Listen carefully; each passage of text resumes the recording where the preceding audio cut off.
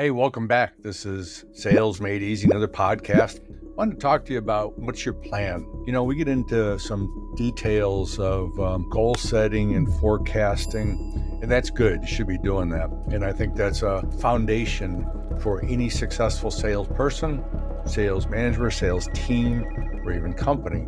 Is building that foundation of a great forecast and great goals.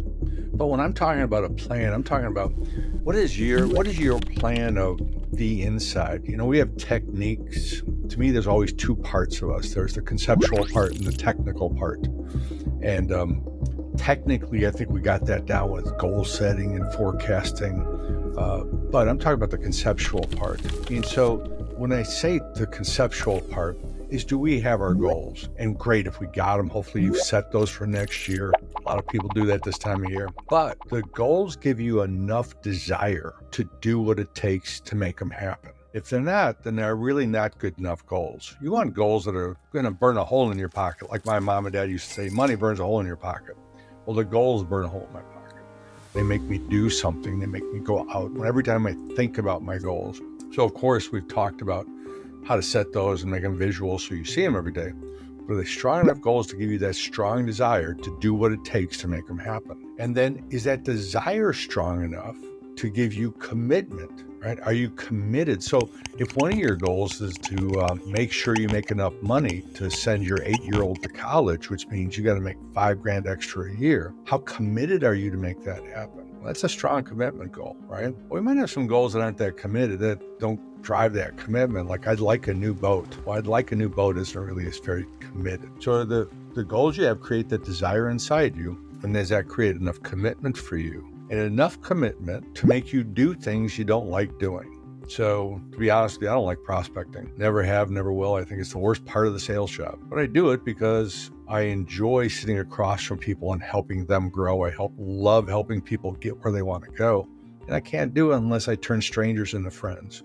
So I got to prospect. So is that commitment enough to make me do those things I don't like doing on a daily basis, weekly basis, monthly basis? And if I do that, how do I feel when I'm done doing that part of it? It gives me a better outlook.